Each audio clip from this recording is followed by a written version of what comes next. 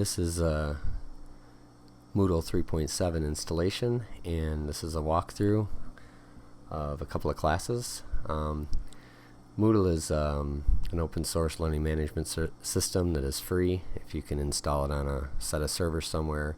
There's no restrictions. This particular installation is on a secure server using OpenSSL, so anyone using it is 100% secure, similar to a bank. And what you're seeing here is the front part of the site, and you can post videos, you can post announcements, but pretty much student data or any important data is contained behind authentication. So once you log in, you will go to your dashboard, and the courses that are available will show. Here we have the English RTI group, and then we have the Student Technology Leadership Program. Then you have some other widgets like calendar and navigation. This is an admin view, so there's a lot more bells and whistles. It gives you a timeline of completed assignments, upcoming events, and who's online.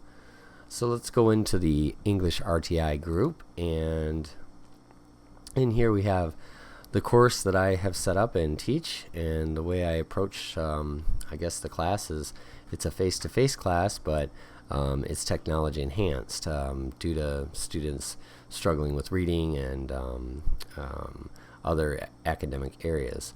So the beginning block or section in the course here, these items here are available throughout the whole course. You have the announcements that are always going to be recurring. Then here in this course I have literary terms practice. These are 11th grade level, and I encourage students to continually practice this quiz. They can take it as many times as they want, because by taking the quiz they're learning all the figurative language for through 11th grade.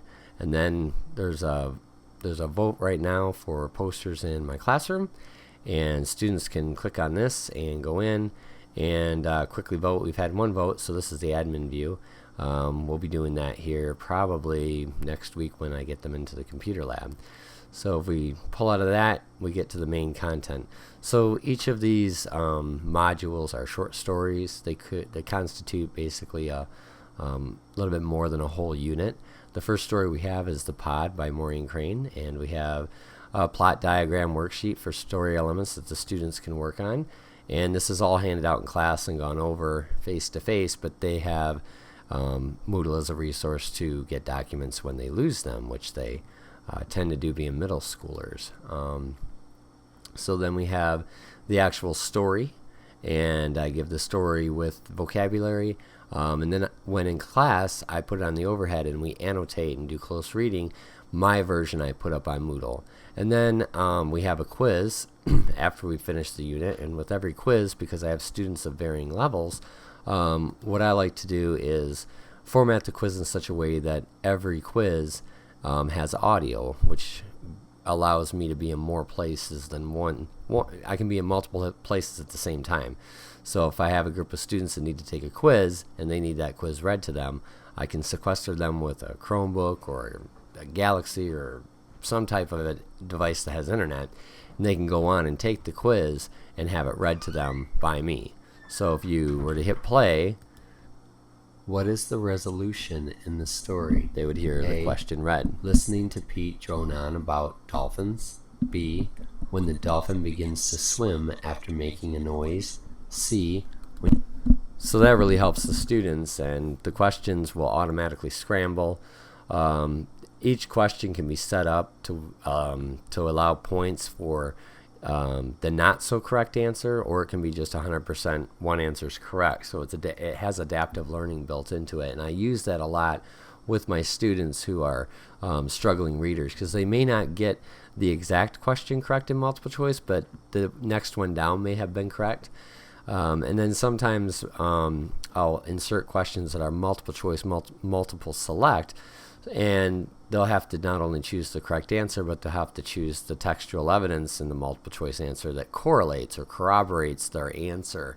And that basically lets you create a multiple choice answer that supports citing evidence.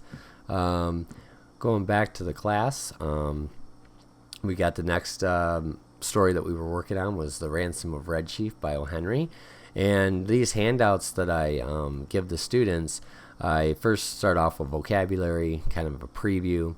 Then we look at the story title. I have them predict the text.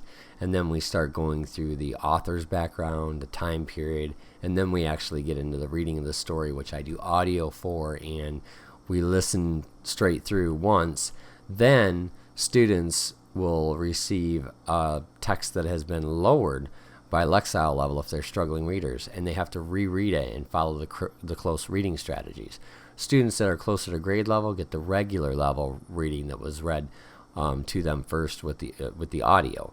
So to take a look at that, I've got the Quizlet example. The kids can go in on their Chromebooks and they can review the vocabulary for a given unit. They can. I encourage them to do the flashcards because I'm old and old-fashioned. And here we have the definitions, and you can turn that around where we want to see the definition first. And when they click it, they can get the vocabulary word read to them, or they can see the definition. And so they go through vocabulary, or we do it together as a class.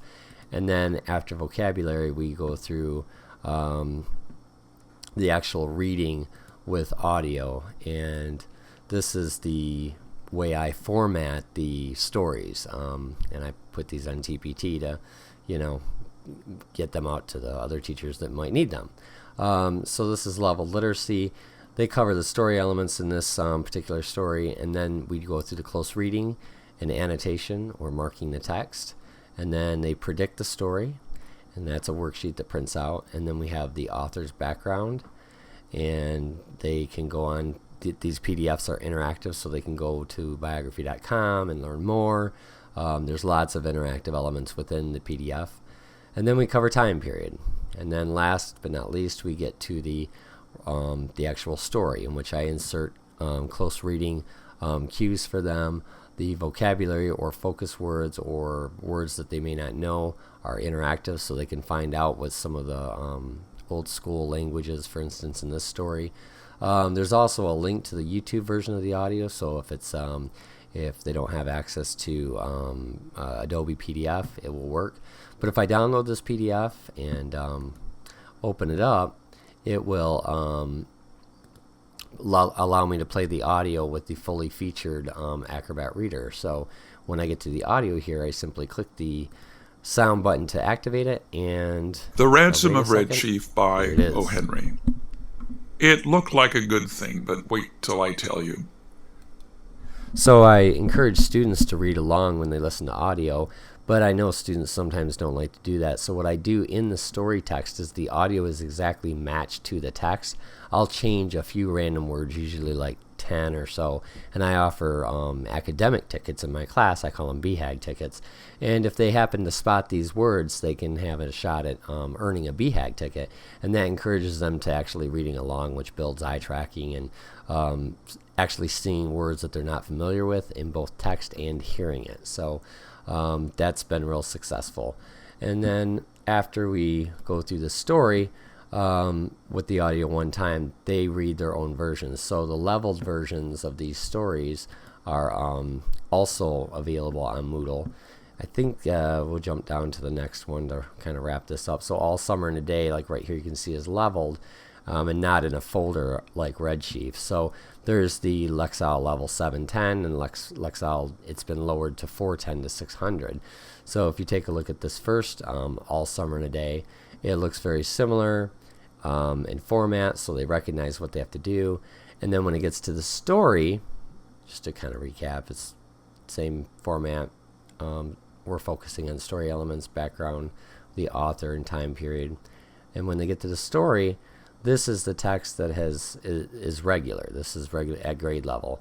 And you can see that this story has approximately, the lines are not continuous in this one, but there's more pages here because I go in and paraphrase and bring that text level down. So I think we end at page 12 there. So if we go to the other version, which is leveled, the 410, we'll probably only have about 11 pages.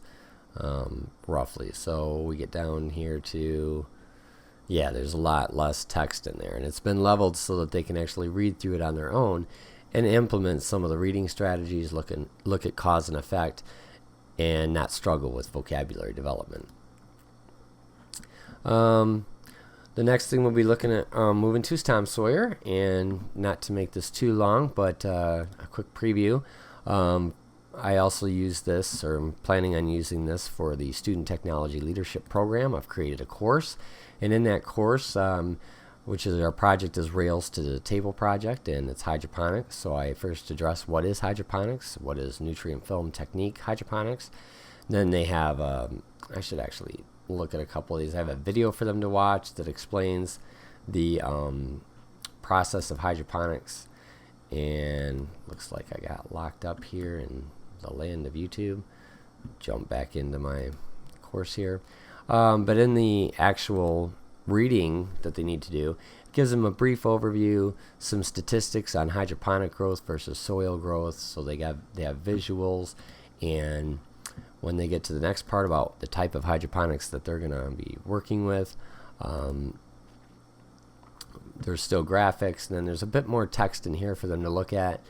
Then they go into the video and get everything kind of recapped. And then this is not a finished course yet by far, so they'll be going on to propagation, system design, nutrients, seed to harvest, and marketing. And so when we have STLP meetings, I'll be able to, for whatever topic we're on, I'll be able to stream that live to Moodle in a secured environment. So only students in STLP will be able to view the live stream, and they can actually see what's going on face to face if they don't have transportation. And I think that'll encourage student participation in the overall project. I'll be streaming it live using what's called Bigbluebutton. It's fully integrated with Moodle, and it's a one-click deploy, so I'll just let students know what time we will be having our meetings, and they can log in and watch those live within the course. And then there'll be discussion boards, so if they have questions, you can ask them in real time, or you can wait till afterwards. And then recordings of those live streams will be up available for students. And it'll also help document the process that we go through for the Rails to Table project. So that's kind of an overview of how I'm teaching in the classroom and how I'm using technology. But make no mistake, I'm not just solely relying on technology.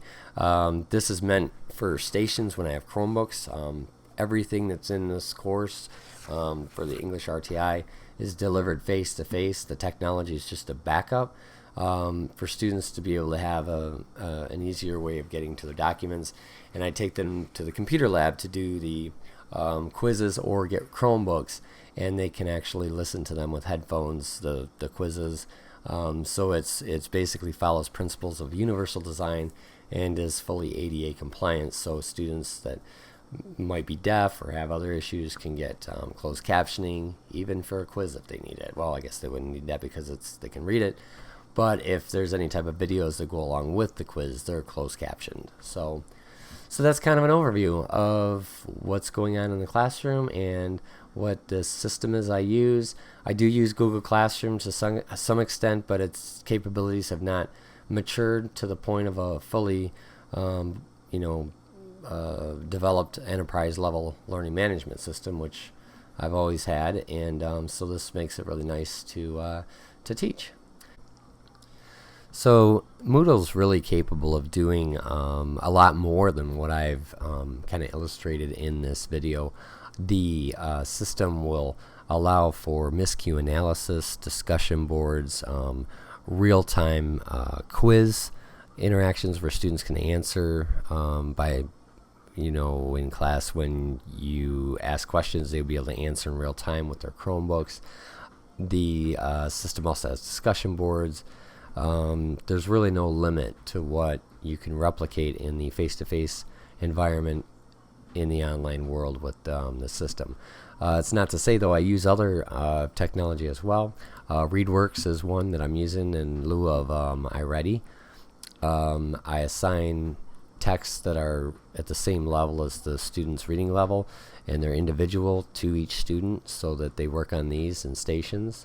Another similar system I found works well with Google Classroom, And in the Google Classroom class, I haven't used it yet. I have students come in here, or I'm thinking of having them come in, because I found an app that is developed by Actively Learn, and it allows students to do some pretty impressive things with text, and it will help struggling readers. So what they've done is they've kind of done the same thing I've been doing in Moodle, where they have altered the text in such a way that you can choose a vocabulary word or a word you don't know and get the definition or translate it. If you define it, you get the audio as well as the definition, and that helps them with vocabulary development while they're actively reading. And then they'll interject with questions, and it gives the standard for Common Core that this specific question is relating to in the text. And it helps students with actively asking questions while they're reading along. It's a great system.